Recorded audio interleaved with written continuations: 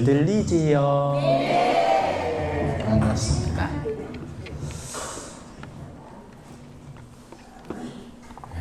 저도 지금 정신이 좀 없습니다.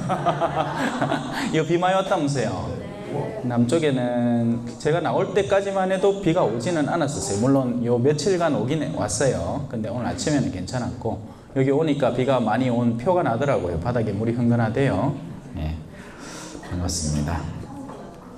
자, 오늘 여러분을 위해서 준비한 건 탈출기. 옛날에는 아니지, 출애굽기라 그랬죠, 그죠? 출애굽기라고 해가지고 이집트를 탈출하는 이 성경입니다. 그 중에서도 3장 같이 한번 살펴볼게요. 막 노래하다가 갑자기 차분해지니까 이상하지요. 거의 분위기가 그렇다. 제가 요새 많이 차분하려고 노력하고 있습니다. 너무 까부는 것 같아가지고. 진짜 나도 50 다 돼가는데 언제까지 그렇게 까불 수 있을까, 그런 묵상도 좀 해보고 합니다. 네. 그래요. 자, 시작해 볼게요. 탈출기 제 3장입니다. 우리는 사실 요 며칠간의 일독서예요. 그래서 어제는 이 물에 빠졌다가 건져낸 얼라, 물에 빠뜨리면 이렇게 되잖아, 그죠? 그래서 그게 누구냐? 모세죠. 근데 물에 빠졌다가 건져진 사람들이 누구냐 했을 때는 그리스도인들이 되는 겁니다. 원래 세례라는 게, 우리 항상 성당 가면 이제 세례 준비하세요 감 수녀님들이 예쁘장한 주전자 있지요. 거기다가 물을 이쁘게 담아가 신부님이 이제 그걸 들고 왜 합니까? 쪼룩 붓잖아. 화장 번질까봐 걱정을 얼마나 하는지 몰라요. 우리 아줌매들 그날 특별히 막 돈 바르고 왔는데 물을 찌릿 뿌르면 이 눈썹이 사라지 분단 말이야. 그러니까 얼마나 그 정성스럽게 가 수건을 밑에 딱 받쳐갖고 좀에만 부으려고 노력하는지 모릅니다. 그런 신부님들의 마음 모르죠. 우린 여러 번 해봤기 때문에 안단 말이야. 잘못 보면 분이 이래 쭈르륵 흘러. 알죠? 그 자매님들 알아, 그죠? 이게 작아서 보이겠어요? 요거는 신약이라서 둘 다 신약이네. 감사합니다. 예, 그래요. 괜찮습니다. 이어 있습니다. 이제 저도 나이를 속일 수가 없는 게 눈이 좀 어두부지가 휴대폰으로 성경을 보면 되거든요. 근데 이제 열에 봐야 돼요. 난시도 좀 있다 하대요. 얼마 전에 가갖고도 돋보기를 한 게 맞췄거든요. 제일 작은 거, 돋보기 제일 그 도수 낮은 거 있잖아요. 그거 맞췄어요. 자, 뭐 하다가 무슨 얘기하고 있어요? 제가 이래 정신이 팔립니다. 이 얘기하다 누가 물을 쪼록쪼록 붓잖아. 그게 원래 그렇게 하는 게 아니라니까요. 미국에 제가 이제 특강 가갖고 어떤 성당에 또 들어가 보면 이 옆에 수영장이 이제 커다란 게 하나 있죠. 이게 뭐 하는 거겠어요? 세례 주려고. 그리고 이제 성수반이라는 것이 따로 마련된 곳도 있죠. 그거는 이제 아기들 같은 경우에 그 충분히 잠글 수 있으니까. 근데 이제 원래 어른들은 흰 옷 입고 그 욕조 같은 데 딱 서가 세례자가 옆에 와서 나는 성부 한단 말이야. 물에 빠져 막 죽일 듯이. 실제로 우리는 물에 빠짐을 통해서 세 가지를 체험하잖아요. 죽어야 됩니다. 그리고 정화되죠. 씻겨집니다. 그리고 마지막으로 영원한 생명을 얻죠. 그 세 개를 이제 체험하는 거예요. 죽는 거예요. 일단 한번 죽여야 되는 겁니다. 그래가 제대로 죽였는데, 모세가 그 강물에 담겨 있다가 건져진 존재. 그렇게 해서 이집트의 왕의 자녀로 등극하지만 결국 또 자기 어머니와 유대 관계를 놓치지 않고 그렇게 살아가죠. 선택된 사람으로서 살아가는 겁니다. 사실 우리 모두는 그렇게 살아가고 있어요. 여러분은 모종의 선택받은 사람들입니다. 그런 제목의 책도 있었죠, 그죠? 네, 선택받은 사람들. 신앙이라는 것 자체가 아무에게나 주어지는 게 아닙니다. 신기하지 않아요? 정말 신기하지 않습니까? 어제 제가 우리 신자분들에게 이 기적에 대해서 설명을 하면서도, 왜 어제 복음 내용이 좀 심각했잖아. 네? 야, 티로하고 시돈에 그 일어났으면 너 금방 회개했을 낀데. 자, 사투리 떠서 죄송합니다. 그 험악하다고 소문난 동네에 기적이 일어났으면 금방 회개했을 텐데 너희는 뭐 하는 거냐? 그래서 기적을 많이 했음에도 회개하지 않는 동네를 꾸짖고 있고, 특별히 가파르나움이라는 동네 재밌죠? 왜? 그네들은 자기 스스로를 어떻게 평가하느냐? 나는 하늘까지 올라갈 기다. 왠지 아나? 내가 평일 미사를 빠지기를 했나? 아이, 주일 미사를 걸르기를 했나? 아이, 아침 저녁 기도를 나 이제 어마어마하게 드높은 자아가 자아 인식이 여기 잡혀 있는 겁니다. 그런데 예수님은 그를 야, 네가 하늘까지 오를성 싶으냐? 저승까지 떨어질 것이다. 그 모든 것 안에 깃들어 있는 너의 자만, 교만, 허영, 탐욕, 이기심들을 스스로 못 보고 있는 겁니다. 얼마나 수많은 사람들이 자기 성당 안에서 뭐 했다고 어깨에 뽕 넣어가, 그죠? 내 오늘 이 양복 입고 왔는 거 몇 킬로 막 뾰족하게 가면 이래 가 있습니까? 어떤 때는 성당에서 허영을 얻기 위해서 가기 싫다는 자식들을 신학교에 밀어넣기도 합니다. 그런 일도 있어요. 왜? 걔가 그렇게 해서 가면 나는 뭐가 돼? 학사님 엄마가 돼보는 기라. 신분 상승의 기회가 된 거죠. 그런 경우가 간혹 있어요. 다 그렇진 않아요. 근데 간혹 있어. 그렇게 해서라도 또 자녀들이 어쩌다가 성소를 받을 수도 있고, 이건 전혀 하느님의 뜻은 전혀 알 수 없는 문제지만 어떤 때는 안타깝게 결말이 나는 경우도 있죠. 불행한 거야. 애가 갔는데 자기가 원해서 간 게 아니에요. 성소를 진짜 받아서 간 게 아니야. 엄마의 허영 때문에 등 떠밀려 간 거예요. 그러다 보니 삶이 재밌겠어요? 재미없겠어요? 재미 하나도 없어. 근데 또 아는 착해. 우리 맨날 하는 소리 있죠. 아는 착해. 그러니까 신학교를 다 끝날 때까지 견뎠는 거야. 근데 이제 신학교라는 틀이 딱 벗겨지고 나니 일이 어떻게 돼요? 그때부터는 엇나갈 길만 찾는 거죠. 자, 우리 모두는 나름의 성소를 받았어. 신앙이라는 것은 아무에게나 주어지는 선물이 아닙니다. 선택받은 자들에게 주어지는 것이고, 그리고 그 선택은 두 가지로 이루어집니다. 부름과 응답입니다. 보편적인 부름이 있습니다. 사람은 누구나 영적인 존재로 태어났기 때문에 영적인 차원으로 부름을 받죠. 그래야 사람이에요. 그래야 인간이라고. 사람이 어디 돈 많이 벌려고, 요즘 젊은이들한테 너희 꿈이 뭐니? 성공하는 거요. 성공을 뭐라고 규정하니? 돈 많이 벌고 일 적게 하는 거요. 그 중에 최고의 돈벌이는 뭐겠어요? 로또. 맞잖아. 끄적끄적 해가지고 1등 딱 되면 뜨르르 하고 돈이 막 이빨에 들어오니까 최고의 이거 돈벌이 수단 아니에요? 하지만 거기는 안 되니까 확률이 적으니까 확률을 높이고 일은 적게 하고 돈은 많이 버는 좋은 교육을 통해서 정말 드높은 직장에 들어가면 펜대만 굴리고 연봉이 몇억 되는 곳에 들어갈 수 있으니 그게 그들의 꿈인 거지. 다른 꿈이 없어요. 근데 동물들이라고 다르냐? 동물들이 그 수준으로 살죠. 자기의 안녕을 위해서 둥지를 꾸미고 식량을 비축하고 짝짓기를 하고, 이거나 사람이 지 가족 돌보고 집 마련하고 집값 드높이고 그렇게 해서 자산 마련하고, 뭐가 달라 이 두 개가? 이놈이나 개미나 벌이나 인간이나 뭐 사자나 소나 개나 돼지나 인간이나 다른 게 뭐가 있냐고. 하나도 없어. 우리는 동물이에요. 동물. 하지만 우리가 동물이에요. 그렇죠. 그러나 동물만은 아니죠. 우리는 초자연적인 영역에 터치를 하고 있기 때문에 다른 겁니다. 그래야 비로소 인간이라고 부를 수 있는 상태를 비로소 들어가는 겁니다. 이제 겨우 초자연성과 접촉을 해야만 그 사람이 인간이 되는 거라고요.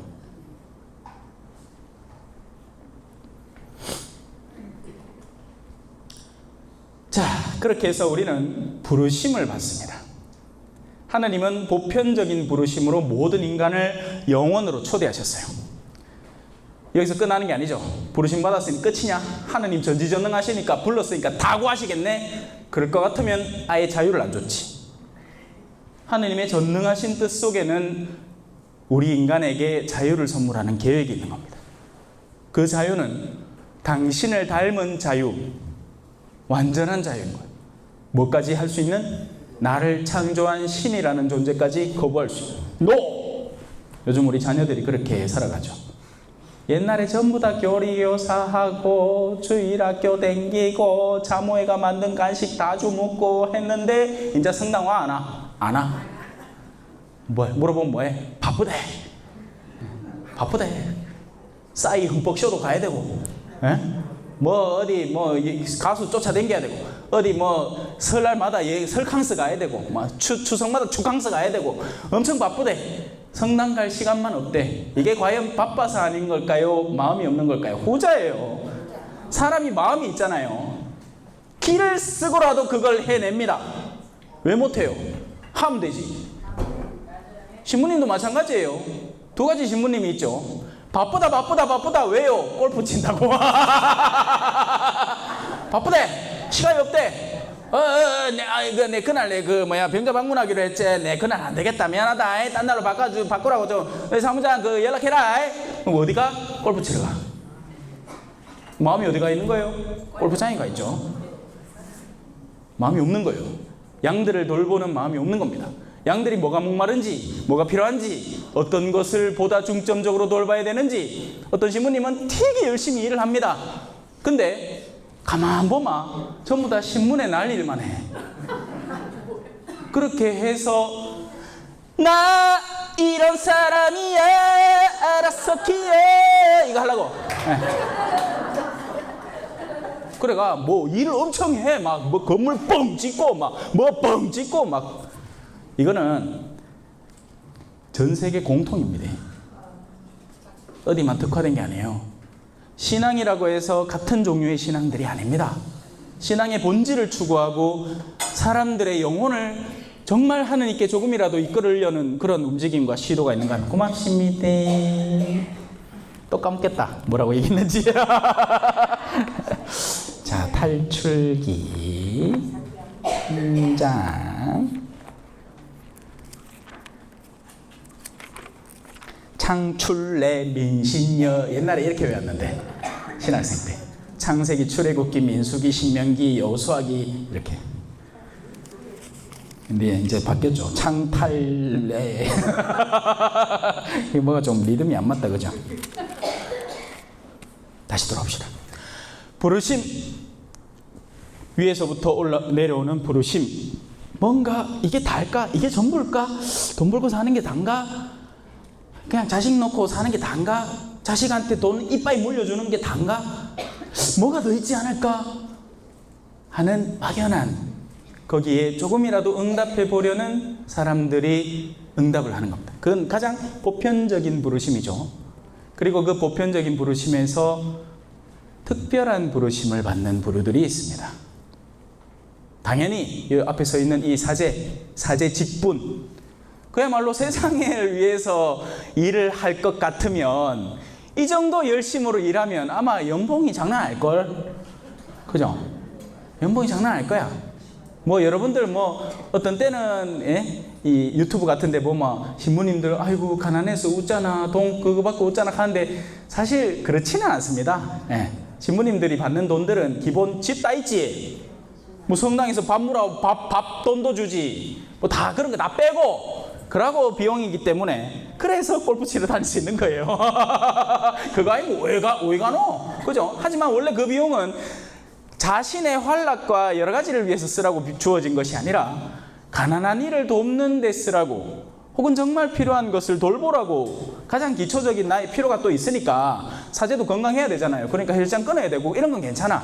근데 그게 아니고 거기서부터 더 나가가지고 막 이상한 대로 마음을 품으면 이상한 거지만 그렇지는 않습니다. 원래 성소라는 것은 일반 보편 성소가 있고 그리고 조금은 특별한 성소가 있습니다. 그리고 그 성소 가운데에는 여러분도 포함됩니다. 뭐겠어요? 그렇죠. 가정도 뭐다? 성소예요. 성소라는 것은 내가 생각해서 합리적이고 합당하기 때문에 하는 게 아닙니다. 그럴 것 같으면 바보아인다며야 제가 계산을 때릴 거 아닙니까? 저 수능 잘 쳤거든요. 얼마 전에 내가 찾아봤어. 내가 그냥 맨날 저 고등학생 때 공부 잘했어요 했는데 내가 얼마나 잘했더라 까먹는 게라. 벌써 시간이 한참 지났으니까 한 30년 지났으니까 찾아보니 진짜 인서울 딱 커트라인 들어가더라고요. 상위 2%네.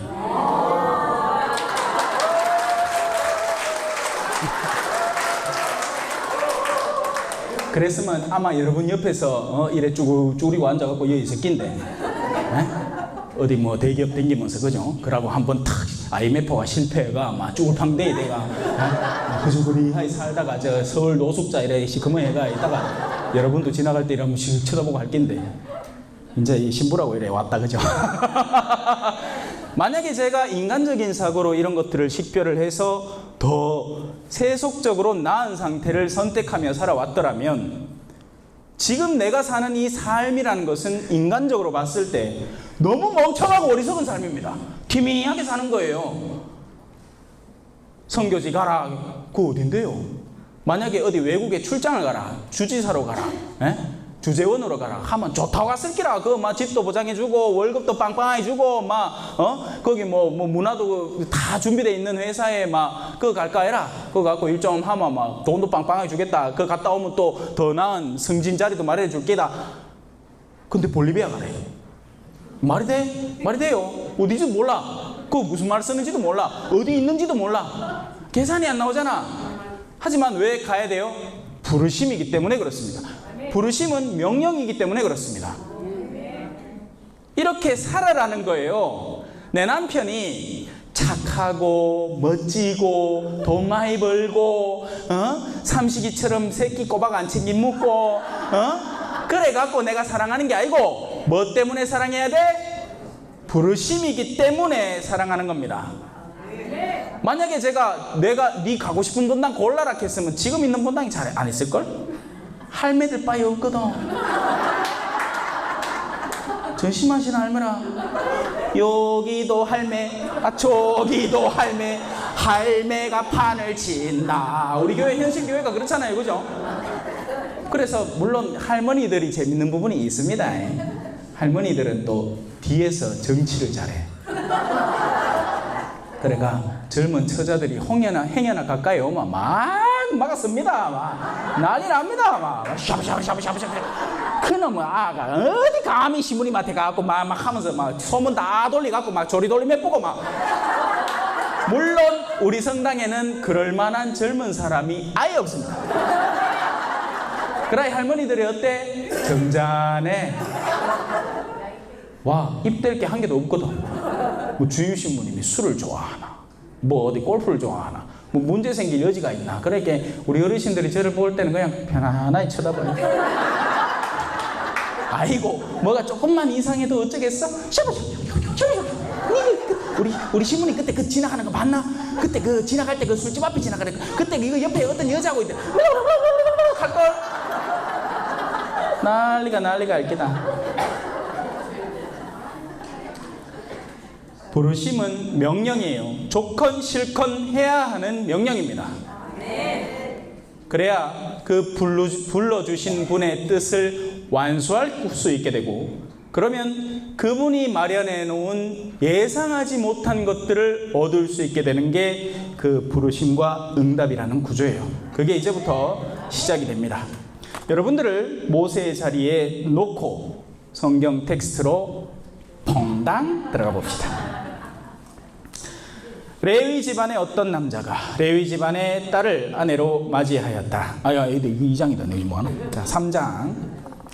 모세는 미디안의 사제인 장인 이트로의 양떼를 치고 있었다. 이방 민족들이죠. 그리고 이 양떼를 치고 있습니다.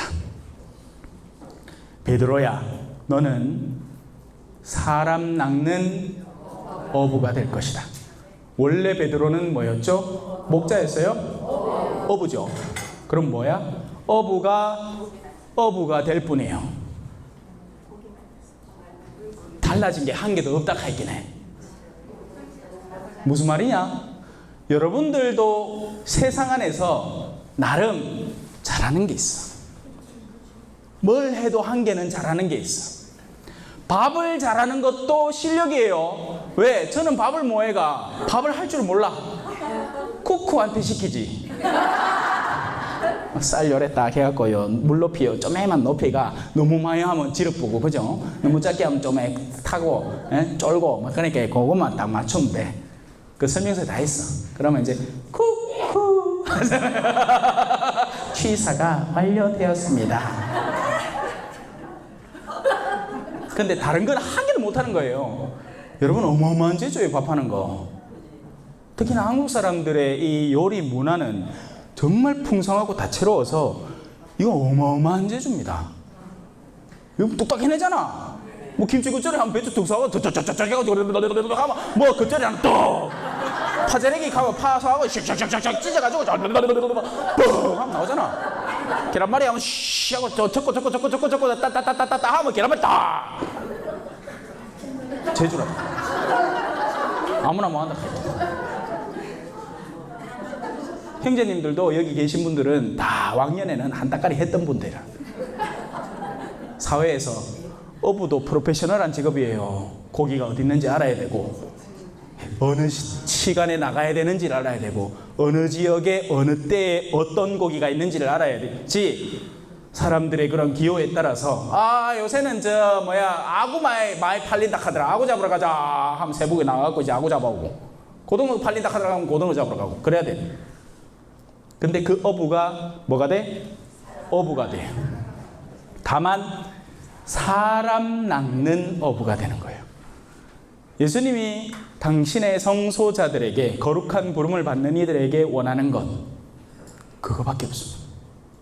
하느님이 과연 우리에게서 무엇을 원할까? 그러니 이걸 모르는 사람들이 하느님한테 이렇게 얘기하는 것이, 하느님, 내 지금부터 내 시간을 딱 할애를 해가 내 49일 동안 기도를 한번 바치고 올게요. 대신에 우리 아들 서울대 보내주소.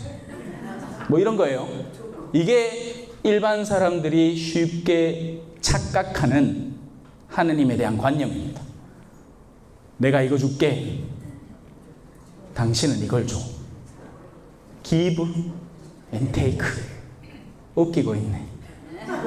하느님이 원하면, 여러분들 옛날에 개미들하고 놀아봤어요? 저 어릴 때, 그죠? 옛날에는 동물들이 그냥 장난감의 일종이었잖아. 이제 어른이 돼갖고 보이길래 좀 안타깝고 그런 거지. 아들 때는 뭐 그냥 잠자리 잡아갖고 뒤에 공다리 좀에 띄갖고 강아지 풀 하나 끊어갖고 쿡 집어여가 휙 날리고 뚝 떨어지면 다시 주워갖고 휙 날리고 그랬단 말이야. 얼마나 잔인한지 몰라, 그죠? 그런 아들한테 개미가 눈에 보여, 안 보여? 안 보이? 개미다. 만약에 하느님의 눈에 우리가 정말 그런 존재라면 하느님 언제든지 우리 치운다는 말을 어디까지 생각할 수 있느냐? 우주 자체, 물질계 자체, 당신이 창조한 것 자체를 무색화하고 다시 하면 끝이에요. 근데 우리가 하느님한테 딜을 걸고 있는 거지. 멍청하게. 누가 주도권을 갖고 있는지도 모르는 채. 이게 현대인들에게 일어나고 있는 일들입니다. 하느님을 너무 쉽게 생각하고 우습게 생각하니까 하느님이 우스워 보이는 거예요. 만약에 내가 직장을 다니고 있는데 내 회장님을 지나가다 떡 만나갖고는 내가 모르는 아저씨라고 생각하고는 쓰레기 버리면 안 돼요. 그 자리 아무나 앉는 자리 그거 원래 회장님 자리예요. 막 할아버지인 줄 알고. 근데 나중에 회장님이라 그럼 가슴이 어떻겠어요? 덜컥 회장님이라 깜짝 놀라겠죠. 왜? 내가 잘릴 판이니까. 그럼 겁나지. 잘리면 어떻게 돼? 돈을 못 받아. 돈을 못 받으면 어떻게 돼? 굶어야 돼. 굶으면 어떻게 돼? 배가 고파. 배가 고프면 어떻게 돼? 죽어. 죽음이라는 위협을 뒤에 도사리고 있는 모든 것 안에서 내가 겪고 있는 두려움의 근거점들이 되는 겁니다. 우리가 스트레스를 받는 가장 근원적인 이유가 그거예요. 그 스트레스의 근원 뒤에는 뭔가가 나를 위협하고 있다는 겁니다. 그리고 그 위협의 가장 근저에는 뭐가 있겠습니까? 이러다 죽을 수도 있겠다. 근데 하느님은 우리 육신을 멸망으로 던지는 것과 동시에 영혼도 멸망에 던져버릴 수 있습니다. 그 반대도 마찬가지죠. 우리 육신도 부활시킴과 동시에 영혼에게도 어마어마한 상급을 불어넣어 줄 수 있는 분이 누구예요? 하느님이에요. 근데 무서워 보이는 거야. 세상은 그렇게나 두려워하고 사람들의 시선은 그렇게나 겁을 내면서 나를 어떻게 쳐다볼까? 내가 요 스카프 하나 쫙 메고 나가면 요거를 이쁘다 해줄까? 밉다 해줄까? 내가 요 가방 요거 새로 샀는 거요 루이비 요거 들고 나가면 이 비싸고 좋은 거 어디서 구했노? 하고 좋아해 줄까? 아니면 쌤을 낼까? 아니면 뒤에서 욕을 할까? 겁이 이만저만이 아닌 거야. 근데 하느님은 어때? 아무 생각이 없어. 계시기는 하나? 맨날 의심이 나. 그러니 선뜻 어떻게 해요? 못 다가서요. 부르심이 우리에게 적극적으로 다가오고 있는데 한 걸음도 못 나가는 겁니다. 안 나가는 거예요. 그러니까 맨날 하는 일을 하는 거야. 멍청한 생각 속에서. 그러면서 나는 하느님한테 대단한 일을 하고 있다고 착각을 하는 거죠. 마치 가버나움처럼. 하늘까지 오를성 싶으냐? 네가 평임사 안 빠지고 나갔다고 네가 하늘까지 오를성 싶으냐? 묵주기도 하루에 20단 바친다고 네가 하늘까지 오를성 싶으냐? 도대체 뭘로 딜을 걸고 있는 거냐? 하느님이 원하시는 것은 당신이 창조한 세계 가운데에서 당신의 모상을 닮은 인간들이 더 당신께 돌아오기를 갈구하고 계십니다. 그게 달란트의 비유고 그게 미나의 비유예요. 얼마나 벌었느냐? 나는 너에게 결혼이라는 성소를 줬다. 그럼 그 성소는 자연스럽게 뭘 기대할 수 있습니까? 자녀 출산. 그러면 자녀들에게 있어서 가장 쉽게 신앙을 접할 수 있는 기회는 뭐예요? 부모님을 통해서입니다. 근데 거기서부터 실패하고 있는 거죠. 물론 노력했지. 노력했는데 이제 세상의 세속성이 너무나 강하고 커진 나머지 여러분들이 예전에 애썼던 그 노력이 아예 무색할 정도로 사라지고 있어요. 얼마 전에도 교회에 드높으신 분이 우리 동네에 올 기회가 있었어. 그래서 같이 모여가지고는 얘기를 합니다. 무슨 일이 있어서 이렇게 두런두런 얘기를 하는데 한 형제님이 이제 제가 우리 동네에는 어르신들이 가득 있고요. 참 그래 이제 어떤 집에 들어갔어요. 어떤 집에 우리 어르신들 집에 들어가면 시골의 집에 들어가면요 항상 똑같이 있는 게 있습니다. 뭔지 아세요? 가족 사진. 가족 사진 일단 가운데 커다랗게 한 장 딱 있고 그것은 끝이 아니라 자식 사진, 딸내미 사진, 손주 사진, 손주 막 있다 가있긴 해. 그러다 보니까 자연스럽게 이야기 주제가 뭐가 돼요? 자녀들이 돼요. 그럼 제가 아는 거 뭐예요?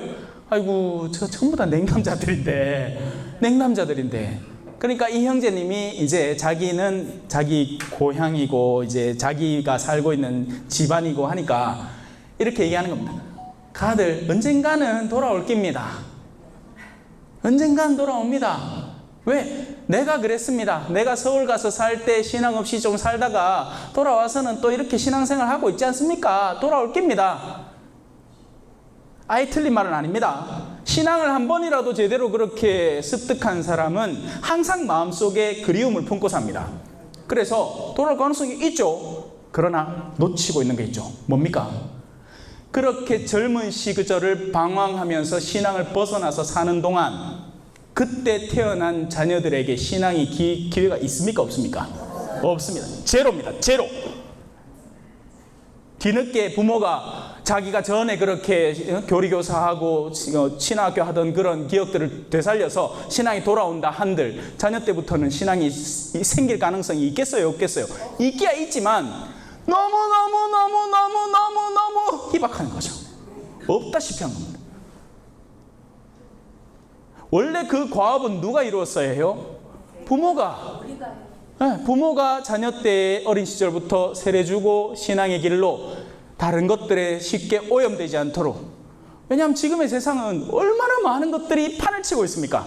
뚝하면 뉴스 틀면 누가 누구를 가족의 아빠가 3명을 데리고 차 안에서 같이 자살을 했다느니 엄마가 애들 둘을 던져버리고 자기도 뛰쳐내렸다느니 생난리 북새통이에요 지금. 저는 그런 기사들 볼 때마다 가슴이 섬뜩합니다. 네. 정상사회가 아니에요 지금. 우리의 신앙은 어리석은 일이 아니에요. 저는 제가 사제가 된 걸 정말 잘했다고 생각합니다. 영혼들을 구하러 가야 돼요. 가족에게 실패할 수 있습니다. 성경에 나옵니다. 부모가 신포도를 먹었다고 해서 자녀의 이가 시리지는 않다. 이 말이 극명하게 드러냅니다. 사람은 저마다의 상과 벌을 받게 마련이다. 부모가 죄를 지었다고 해서 그 죄가 자동으로 자녀에게 내려가는 건 아니고, 또 부모에게 죄가 없는데 자녀가 죄를 지으면 걔들은 죽게 되는 겁니다. 자, 원래 가족에게 복음 전하는 게 제일 힘듭니다. 그건 저도 알아요. 왜냐하면 나를 너무 잘 알기 때문에. 예수님조차도 성공하지 못했어요. 맞죠? 고향 마을에 갔더니 뭐래? 예수님을 받아들이지도 않아. 그러니 정말 예수님이 이상하게 생각해요. 이 사람들하고 같이 살았는데 어린 시절부터 나를 봐서 내가 어떻게 성장해왔고, 내 엄마 누구예요? 성모 마리아가 어떻게 경건하고 거룩하게 자녀들을 교육시키는지를 봤는데 왜 이렇게 냉혹하게 사람들이 변해버렸지? 그래서 그 고을에서는 기적을 못합니다. 저도 마찬가지요. 우리 동네에서 나를 안 찾아. 진짜 안 찾아요. 이상할 정도로 안 찾아요. 맨날 서울, 부산, 광주, 내일 또 광주 가야 돼요. 바빠. 우리 동네에서 부르면 얼마나 좋겠어요, 그죠? 대구 지척인데, 코앞인데 1시간만 운전해 가면 되는데, 여 올라가면 KTX 타야지, 내려가고 또 GTX 타야지, GTX 내려가고 또 뭐 차 타야지, 바빠요. 자, 다시 돌아옵시다. 성소는 특별한 부르심이고, 하나님께서 이 성소를 통해서 우리에게 기대하시는 바는 영혼들을 얻어오는 겁니다. 가족들은 쉽지 않습니다. 그래서 오히려 세상에는 단 한 번도 부름받지 못한 영혼들이 있습니다. 그런 영혼들을 공략할 줄 알아야 돼요. 우리가 나쁜 짓을 공략하는 게 아니에요. 영혼들 중에는 선한 영혼들이 있는데, 차라리 있잖아요. 본당에 같이 사는 사람들이 어떨 때는 더 지독할 때가 있습니다. 왜냐하면 그 사람들은 하느님을 알면서도 자신의 허영에 감싸여서 두 가지의 죄를 짓고 있는 거예요. 하느님을 배척함과 동시에 자신의 허영을 쌓고 있는 거예요. 세상 사람들은 세상의 약점만 지니고 있습니다. 다만 안타깝게도 그 누구도 나를 불러주지 않았던 거야. 그게 어떻게 일어나느냐? 내가 직장을 다녀. 난 신자야. 근데 내가 신자인 걸 드러내는 게 부끄러워요. 그래서 한 번도 얘기를 안 했어. 심지어는 식사 전기도도 제대로 안 했어.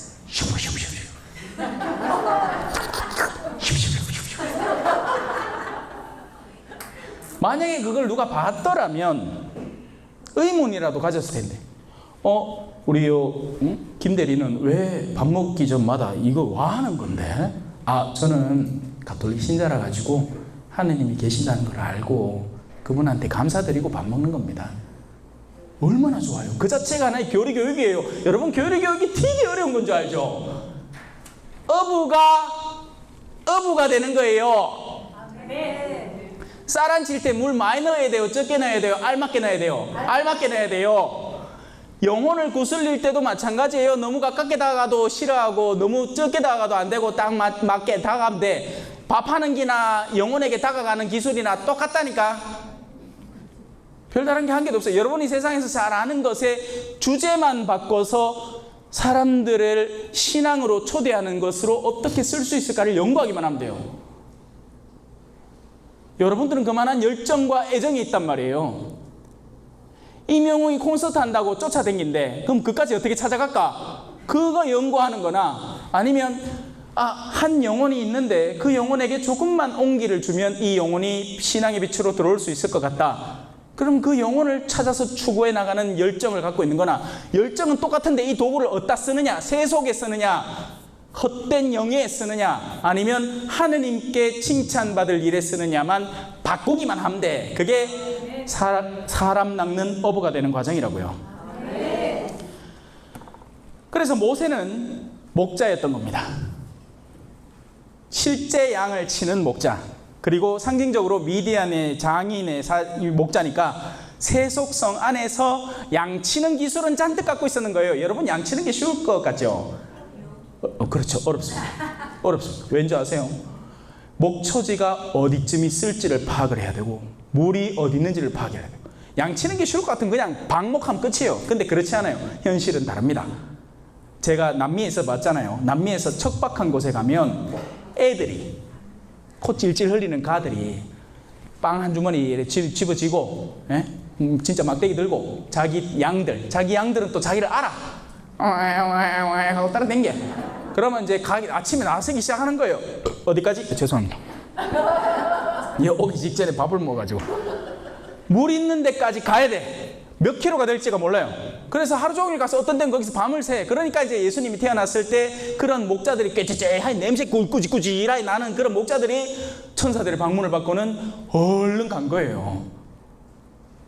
그래서 그 양을 돌보는 기술, 약한 양이 있을 때는 양무리를 조금 늦추더라도 약한 양을 자기가 돌보면서 함께 가는 기술, 양들이 목이 마를 때는 물을 주고 배가 고플 때는 풀을 찾아주고 더러운 풀들, 독초가 있을 때는 그것에 대한 위험성을 알리고 양들을 심지어는 때리더라도 더러운 풀을 묻고 죽지는 않게 만들어주고 이게 다 기술인데 이게 무슨 기술이에요?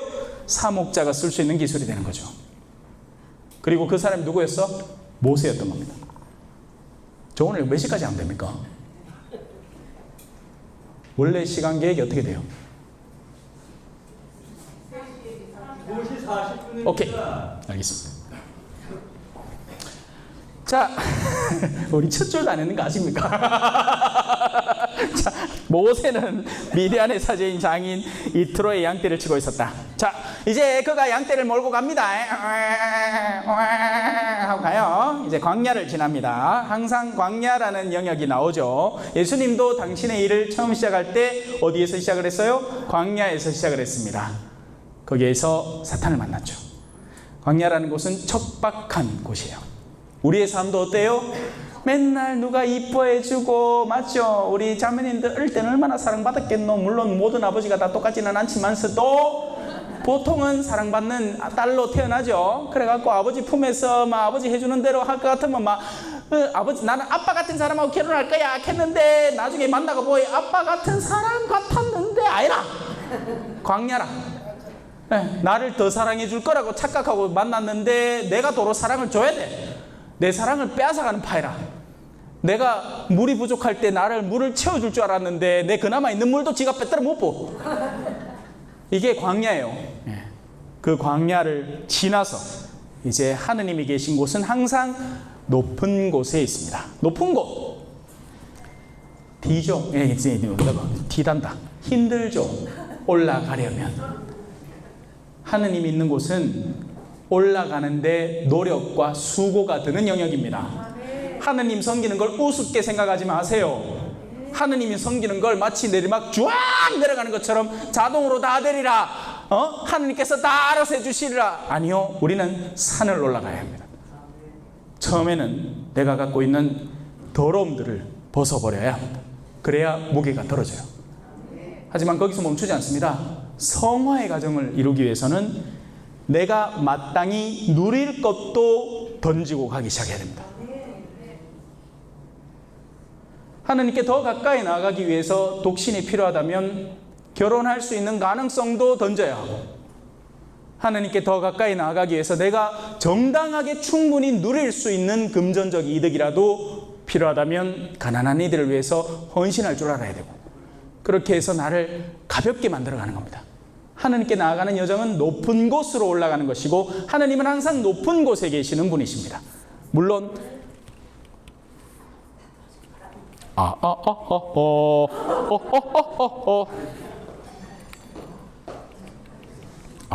됐다.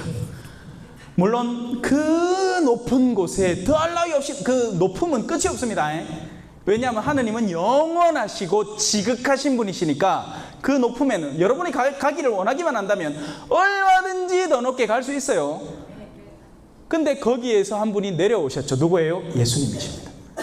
우리가 가기 너무 힘들어하니까 야들아 내만 따라온나 손잡고 참새 짹짹 병아리 삐약삐약 금붕어 따라왔나? 가자. 자, 주님의 천사가 떨기나무 한가운데로부터 솟아오르는 불꽃 속에서 그에게 나타난다. 상상해 보십시오. 여러분, 저는 어릴 때 이 불장난을 엄청 좋아했어요. 만약에 잘못했으면 저 방화범 대석입니다. 네. 옛날에는 그랬잖아요. 논두렁이 있고요. 그리고 일부러 거기 있는 벌레들을 죽이기 위해서 논둑에다가 불을 놓고 그랬어요. 근데 아들이 그거를 하는 걸 보고는 자기들도 배우는 거야. 그러니까 저기는 언제든지 불 놔도 되는 거구나. 지나가다가 어디에서 라이터 하나 길에 뒹구는 거 하나 좀 예! 불지를 가자. 하고는 여기 불 지르고 저기 불 지르고 하는 거예요. 그러다가 이제 막 그 쥐불놀이도 옛날에는 했잖아요. 그죠? 깡통에다 구멍 뚫어가지고 막 넣어가지고 휘 던지마 불이 팍 터지고. 근데 지푸라기를 태워본 사람이면 압니다. 얼마나 탈까요? 순식간에. 근데 꺼지지 않는 불을 가진 지푸라기가 있는 겁니다. 이게 뭐냐? 여러분, 신앙생활 하다 보면요, 저분은 신앙을 예전에 포기해도 포기했을 것 같은데 가정 형편이 좋은 것도 아니야. 남편한테 맨날 실제로 구박받아. 성당 올 때마다 여멍 어떨 땐 다리 쩔뚝쩔뚝 하면서. 그리고 옆에 가고 자매님 오늘 괜찮으십니까? 아이고 막 보석하고 사는 것이에요 라고 웃어. 도대체 뭐지? 이 사람의 내면에 있는 힘과 열정의 근원지는 뭐지? 어떤 사람은요 24시간을 투덜거립니다. 아 몰라, 아마 시간이 모자라고 25시간을 투덜거릴게요. 막 자기 짜증스러운 이야기 있잖아요. 막 우리 남편이 나한테 어제 뭐라 했는지 아나? 남편이 나한테 다 잘해줬어. 한 개 잘못 있는 기라. 말 하나 잘못했어. 그러니까 그거 하나 묻들고 무너져가지고 막 자글자글 씻고 있다. 얼마나 못됐는지. 자기가 세상의 중심이야. 전부 다 자기가 여왕이고 전부 다 자기를 섬겨야 돼. 근데 그렇게 안 되니까 성질이 뭐가 지난 거예요. 네.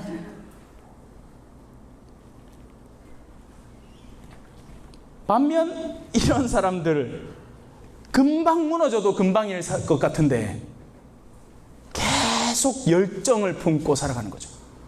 이런 사람들은 자기 편한 것만 하려고 그래. 그래서 또 꺼졌다. 자, 회복하는 법을 알았습니다. 이런 사람들은 자기가 조금만 불편해져도 금방 열정, 그래서 이기성의 근원에서 잠깐 피어났던 칭찬받고 싶었던 열정이 칭찬받을 때는 조금 타는 듯 하다가 그야말로 원래 지푸라기가 움직이는 방식이죠.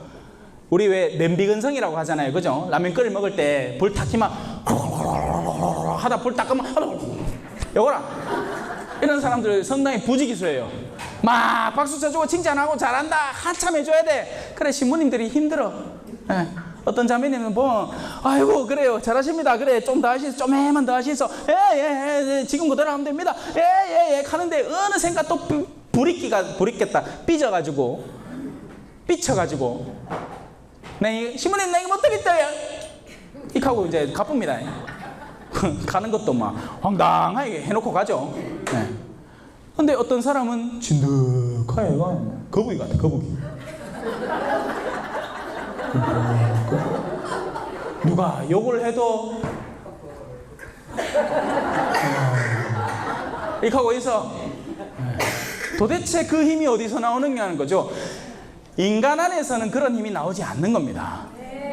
신적인 힘이라고 느낄 수밖에 없는 영역에서 그런 사람들을 보고 우리가 신앙을 배우게 되는 거예요. 꺼지지 않는 불꽃을 지닌 지푸라기. 그게 그의 상징인 겁니다. 사실 여러분들이 신앙에 다가서는 방법은 여러 가지가 있죠. 근데 가만히 살펴보면 정말 진지하게 신앙을 대하고 온 사람이라면 그런 경험들이 어딘가는 있을 겁니다. 저도 마찬가지고요. 예전에 저도 주일학교를 다녔을 거 아니에요.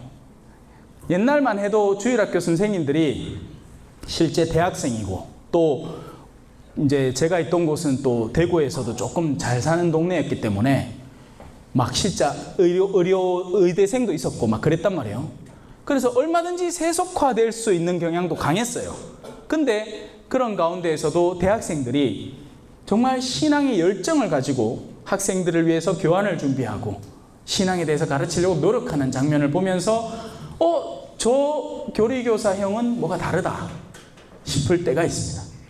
이건 여러분의 삶에서 뭔가 조금씩 내가 데모라든지 아니면 내 주변의 어떤 뭐 같은 레지오 단원 중에 다 유난히 이렇게 신앙적 감각으로 눈에 띄는 그냥 허영 가득한 사람 말고 맨날 24시간 자랑하고 칭찬받으러 가는 그 사람 말고 아무도 칭찬 안 해주는데도 자기 자리를 묵묵하고 성실하게 지키면서 살아가는 그 신앙의 불꽃을 지닌 사람들을 통해서 우리가 불이 붙여지는 겁니다.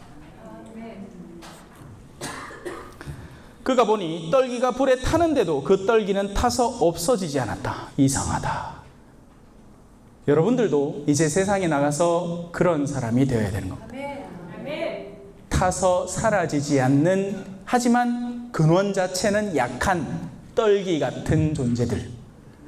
금방 부러져 버릴 것 같은데 신앙 안에서 열정을 회복하는 사람들.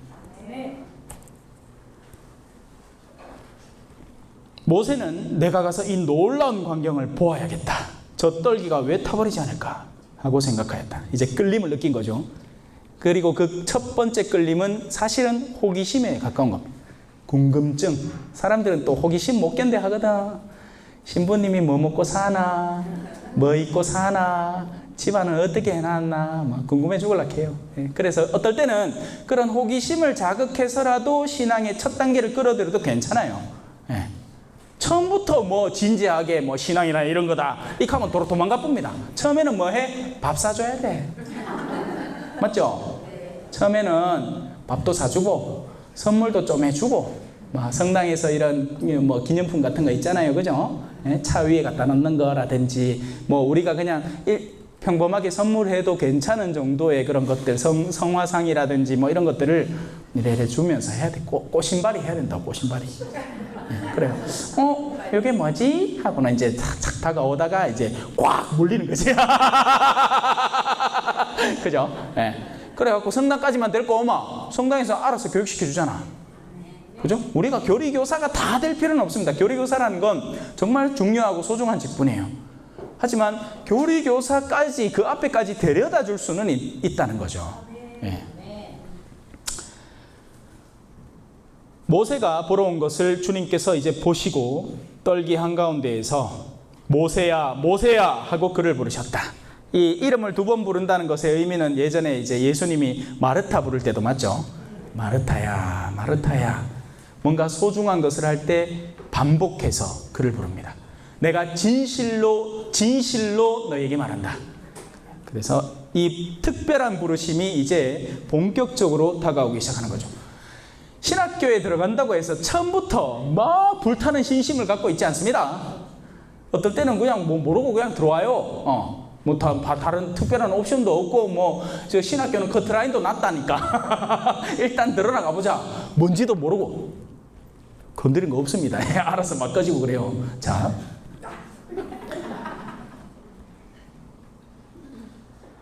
그가 여기 있습니다. 어디서 많이 들어봤죠? 서품식에서 그죠?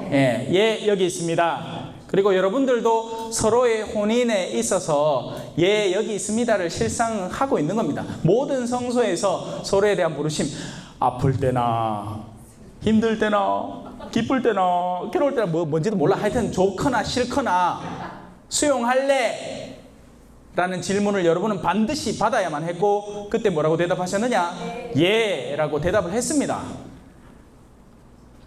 나중에 딴소리가 그렇지. 그죠? 본전 생각나고 내가 더 이쁜 아인데 아이고 저런 못생긴 무슨 말을 내가 남편을 맞이갖고 지금까지 이 고생을 하고 있다 그죠? 하면서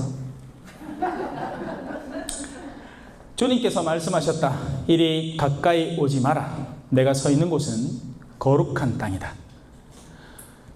거룩함에 대한 감각을 일깨우세요. 여러분, 세속성을 우리는 살아가고 있지만 이 세속성 속에서 왔다리 갔다리 합니다. 자꾸 이 세속성 속에서 거룩함의 자리는 여전히 실존합니다. 거룩함은 꼭 어디 거룩한 곳을 뭐 따로 마련을 해서 갈 수도 있어요. 성당 자체를 우리는 그렇게 만들어놨죠. 성당 중에서도 앞에를 더, 그리고 그 가운데 제대를 더 거룩한 곳으로 만들어놨죠. 하지만 시간도 거룩하게 할 수 있습니다. 그래서 생겨난 게 뭐겠어요? 시간 전례. 신부님들, 수녀님들이 의무적으로 때가 되면 바치는 기도문들, 그건 전례입니다. 그럼 뭐겠어요? 시간을 거룩하게 하는 거예요. 몇몇 분들이 주무십니다. 자, 또 여러분들의 모든 일상사를 사실은 거룩하게 할 수 있습니다. 자녀들을 아침에 맞이해서 학교를 보낼 때, 야, 니 돈 챙긴다. 야, 니 오늘 잘해라. 시험 꼭 1등해라. 뭐 이렇게도 할 수 있지만, 오늘 하루 축복 가득하고 하느님과 함께 가고 성령이 네 마음 안에 가득하게 친구들하고 사이좋게 지내고 이러면 그 아침에 맞이하는 그 장면 자체가 뭘로 바뀌어요? 거룩함으로 코팅됩니다. 그냥 세속성으로 전락하는 게 아니라요. 할머니들, 손주, 손녀들 만날 때 뭐 먹고 싶나? 뭐 사줄까?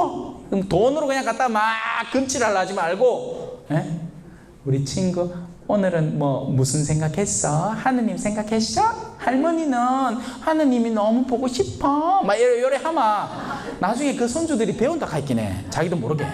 우리 할머니는 딴 거는 다 내한테 기대하는 거 없고, 다만 내가 하느님이라는 분을, 내가 누군지도 모르지만, 하지만 할머니를 통해서 그런 존재가 있다는 걸 또 아는 거죠. 그런데 어디 자식들이 와가 돌봐달라 카이 가서 돌보는 주는데 그거 돌보고 나서 용돈이나 내가 지금 받을 생각을 하고 막 아들은 뭐같이 키워가 이러면 안 됩니다. 그것도 하나의 뭐가 될 수 있다? 거룩함의 행위, 소명이 될 수 있는 겁니다.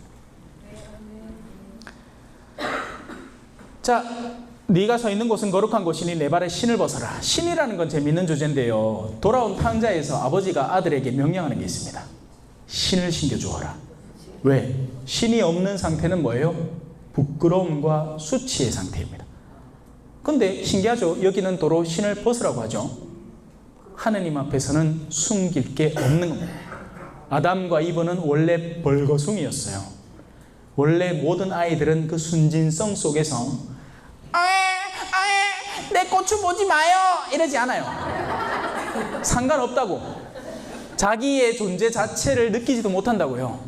그러니 수치가 없는 겁니다. 마음이 맑은 거예요. 근데 갈수록 우리는 그걸 뒤덮죠. 부끄러움이라고 여기고 덕지. 하지만 하느님 앞에 갈 때는 가리움이 없이 나아가게 되는 겁니다.